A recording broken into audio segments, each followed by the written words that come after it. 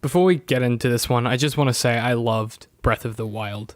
I did a whole video on how Nintendo nailed the tone and established a delicate balance between their mechanics, the world building, and how the two feed back into each other. It's a beautiful game and I loved a lot of it. So I was excited to just play more. I'm still making my way through the delightful side quests full of quirky characters, simple tasks, and sometimes really challenging fetch quests that evolve into these weird puzzles where you're asked to actually engage with the geography and the world to solve something. You can't just follow a quest marker. And a lot of quests are like this. They require you to really engage with the world in interesting ways, and often a lack of descriptive quest markers on the map helps you become more engrossed in your surroundings and what's happening. You don't stare at a compass, and I straight up turn this off. It makes the game infinitely better. So, wanting more of the game, I bought the DLC Trial of the Sword, and it's also pretty fun. Going around, gathering various treasures, fighting a few harder enemies was cool. I would have loved to see a few more of those bosses, but I had a good time getting the relics from the other games. I thought it was a fun addition. And then I went to the trial itself, and I kept playing it, and I kept playing it, and for the first time since slotting in my Zelda cartridge, I was disappointed.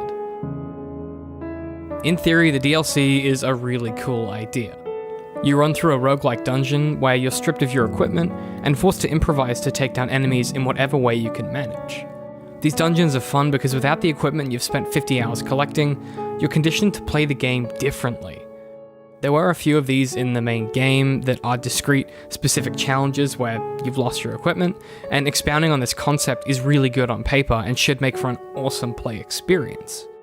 To understand exactly why this DLC is so harmful for the main game, we need to take a step back to the base game, and understand, first of all, what Breath of the Wild is trying to do.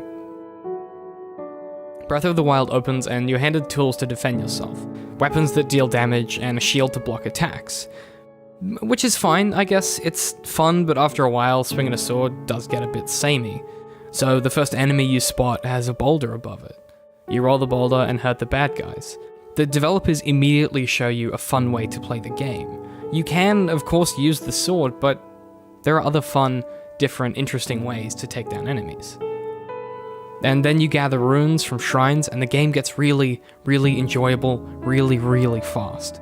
Tossing magnetic objects, using stasis to launch a rock at a boss, or flinging a sword as it conducts a lightning strike is deeply satisfying. The game, by and large, does a great job of conditioning you to see the world as a tool to take down enemies. The environment is a weapon in and of itself. Logs and rocks on top of hills, falling trees that deal damage, and fires that spread from combat all condition the player to use more than just their sword for combat, from pretty much the first fight you have. So the DLC, in theory, doubles down on this conditioning. Without the Master Sword and a backpack full of food, you can't just hang back and chip away at enemies. You have to become an active participant in combat and think outside the box. Which is great. Except if you hadn't guessed it yet, the whole DLC takes place literally in a box. Each floor is the same shape, and the developers do a decent job of changing the environments, enemy types, and terrains in ways that the regular game doesn't, or can't afford to. The lightning wizards can completely ruin your run if they cast rain, the entire of everything becomes conductive, and it's pretty much impossible not to get killed, so there is some deep strategy that has to go into your every move. I ended up using bombs and falling trees as much as my regular weapons. It's a really cool way of teaching you to play the game in a fun way, not the boring, hide behind a shield kind of way. So you play it a few times and you keep dying. And then something really, really bad happens. You warp into a level and there's a boat. You need a Korok leaf to use this boat. Which isn't too much of a problem because you can just swim, it's a viable option. But swimming isn't really a fun way of doing this level, and it also makes it harder. Okay, so cards on the table, I was wrong about this flaw. I wrote the rest of this script talking about how this moment is bad because it teaches the player the wrong lesson about the right ways to play the game. About forcing the player to know to collect an item before they need it, and how dumb that is, and how it makes the DLC into this big, intricate shopping list that's ultimately unexciting. And I was totally wrong. This game is so well designed that on a 5th attempt, when capturing this footage, I noticed the boat was tethered. All you have to do is cut the rope. There's a great wind through the chamber, so the boat will move. and the archers rain down their flaming charges, you have to react quickly with your own arrows to stop them. It's as challenging as using ice blocks to traverse the map, but in a different way. The ice blocks ask you to be nimble and smart with your application of the rune, and to plan your route with forethought. You can swim, of course, but that has its own dangers. You're vulnerable if you're spotted, but it's a stealthier journey. No matter how you choose to complete this floor, you'll be challenged in a different, interesting way. The rest of the iterations of the challenges are similar. Increasingly complex, difficult, and thought-provoking. You're not just asked to play a harder version of the game. You're asked to play the game smarter, and it makes every second fun, exhilarating, and unmissable.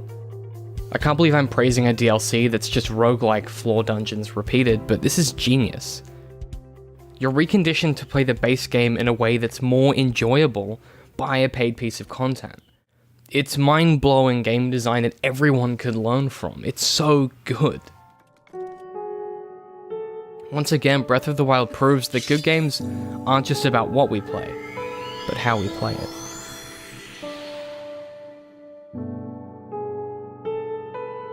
The Antagonist is me, David McNeil.